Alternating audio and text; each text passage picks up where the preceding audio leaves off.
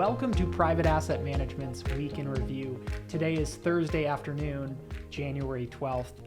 I'm Dillon Hakes. And I'm David Allen.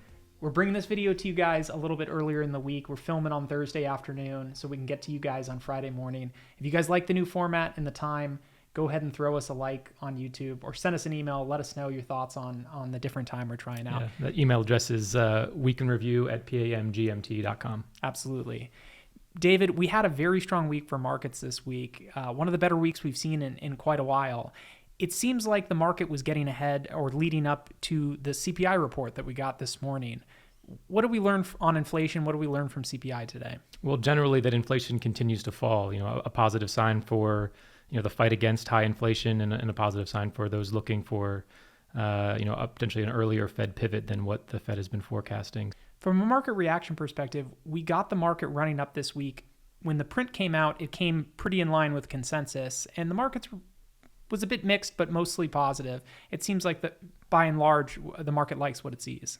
Yeah, I think initially there was maybe a bit of, downward pressure on S&P 500 prices, and right after the market opened, I think that was perhaps because we had two consecutive CPI reports that came in better than expected. So, less inflation than what we had been expecting in consensus. And so this one, as you mentioned, hit exactly where consensus was expecting things to be. And so maybe there was a little bit of disappointment there that we didn't get a third consecutive report that was better than expected. But I think as the day wore on, we pretty clearly saw that this is a positive from the Fed's perspective. It likely means that a 25 basis point increase at that next Fed meeting that begins at the end of this month, and we'll get the actual statements from the Fed on February 1st. It makes the odds-on favorite for the action that the Fed will take there is a 25 basis point increase versus the 50 basis point increase that we saw at the last meeting. Yeah, turning to the Fed and turning to what this data means, obviously, if they raise 25 basis points at the next meeting, when can we expect them to actually turn the tables and pivot, make the pivot? We've heard from Fed officials recently that they've come out very hawkish. They think that they're going to go much higher. This data is pointing towards potentially a lower, peak in the Fed funds rate. What is your thought? Well, it's certainly, so I think we have at least a couple more meetings where we're likely to get rate increases. I think if we get 25 basis points here, it makes maybe perhaps another 25 basis point increase at the next meeting, which would basically get us to where the Fed sees the terminal rate, right around 5%. And then from there, I think it really depends on what inflation has been doing since then. If inflation continues to trend down, if it's, I think we can hold there, very likely. However, if we don't see that same downward pressure on inflation, there could yet be some more rate increases. It just really is hard to say at this point. It largely depends on where inflation will be in a few months. What should we be watching going forward? What is the Fed going to be looking at over the next few months when they finally make their decision? I think the main focus is going to be on core services. That's where we've been for quite a while now. A lot of attention is being paid to that category because that's really where the stronger inflationary forces remain. Core goods has fallen pretty significantly on a 3-month moving average. In fact, we've seen deflation in core goods prices. So, again, the core services side, that tends to be more driven by wages. So I think that's going to be one of the important things to look at in the labor market data that we get. Are we getting signs of that better balance between labor market demand and labor market supply? But then in the inflation data itself, looking at shelter prices, are those beginning to trend down? That's one of the things that we've been hoping to see. We know that data lags what we're seeing real time sort of in the economy right now. And so as that lag sort of dissipates and we begin to see some lower shelter prices, that could really be something that drives core services down lower. One other thing that I think is coming out of this report that's maybe a bit of a concern is we did see a pretty significant increase in hospital prices. And so, over the next couple of reports, I think paying particular attention to that category, making sure that was a one report aberration and not something that is potentially going to be inflationary within that core services category longer term. I think we're all hoping to see that data come in line going forward. Turning to a different topic, something that we talk about a lot as a firm when we think about investments to make is thematic investing. This week, we heard in the news a lot about artificial intelligence. There was a specific company and a specific product, a product by the name of ChatGPT that's been in the news this week. It was in the news last week. What is this all about? What did we learn? Yeah, so there's been a lot of interest about ChatGPT here recently. It comes from a company called OpenAI that was founded in 2015. It's a private company. And ChatGPT is a piece of technology that allows for interaction with this artificial intelligence model using a text interface. And so you can ask ChatGPT a question, it will give you an answer, and then you can sort of proceed from there. You can ask a follow-up question, things like that. So there are some public demonstrations of this technology that have got a lot of people very excited, and some people I think a little bit concerned about what the future of the technology is. So the reason that this was in the news more recently is we heard reports out of several major media companies that Microsoft was looking to potentially invest $10 billion in this company and in this product. Why would a company like Microsoft be interested in, a text AI company? Well, I think you can sort of think about Microsoft's business and where a product like ChatGPT might fit in well. I mean, one area is search. I mean, they do have a search business through Bing.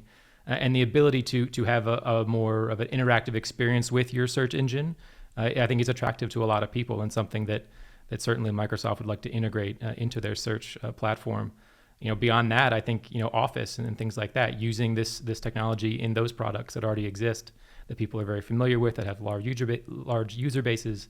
There's certainly an area there where you could find some synergy between what ChatGPT does and what Microsoft already does. So the other part of the story of why this is in the news is and as you mentioned, Microsoft potentially integrating this with their search engine, how this would affect other players in the space. The big one that most people use and are very familiar with is Google. How do we think about that, or how would we look at that potential competition? Well, certainly, I mean, it's an increased a risk to their business. However, it's not that Google, as you can imagine, hasn't been resting on their laurels and not developing similar technology. And so we already have heard some reports that similar development is going on within Google. And so, ChatGPT may have a lead, may be more available to the public and sort of have more knowledge of it, but certainly I don't think Google is likely too far behind in developing their own version of a similar piece of technology. I'm reminded of a news story last summer that some of our clients who pay attention closely to the news may have seen it, but a software engineer from Google who works on their artificial intelligence actually came out with the claim that their artificial intelligence at Google had become sentient or alive, for simpler terms. I think more recently, those claims have been disproven, but I think it speaks to just how amazing the technology is that all these companies are developing and sort of where we're headed with this AI. Yeah, and I think it also gets to some of the, when headlines about that, those sorts of AI advancements come out, there is some fear and concern about where it's heading. Is AI going to have an impact on the economy through the labor market, huge layoffs because jobs are being lost to AI technology, and I think that's something that every time one of these stories comes out, we hear a little bit more about. So, breaking this down, Microsoft is obviously making big waves with this investment, or potentially if they do make the investment. Are we at the point where we can pick a winner in this space? Is this something that you think has been decided, or is this much farther down the road? Yeah, it seems like it's much further down the road, and there's likely to be competition within similar products. And so I think, ChatGPT may have an early lead in terms of public awareness.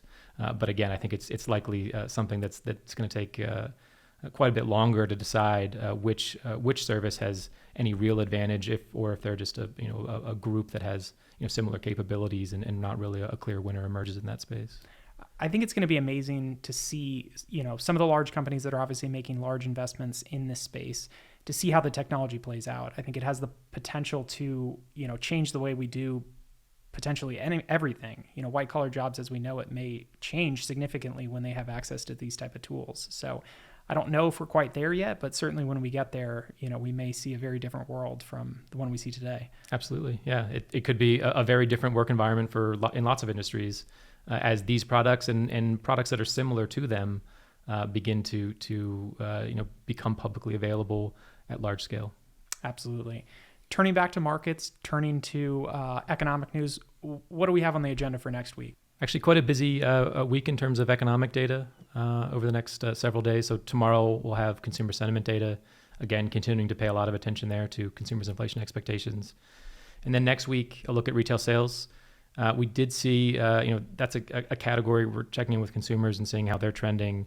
In the CPI data out this morning, we did see that used car prices and new car prices fell, and so we'll see if that maybe created a little bit more activity in the vehicle sales space in that data next week. And then finally, PPI, Producer Price Index. That's a good leading indicator of where consumer prices are headed. So we'll check in there, make sure that's continuing to trend in the direction towards disinflation. Absolutely. We'll keep an eye out for all of that. Thanks everybody for joining Private Asset Management's Week in Review. I say it every week, but if you like the video series, go ahead and like and subscribe. If you like the new time, as I mentioned at the beginning of the video, please go ahead and shoot us an email and let us know if you have any preference on when it comes out. We'll see everybody next week.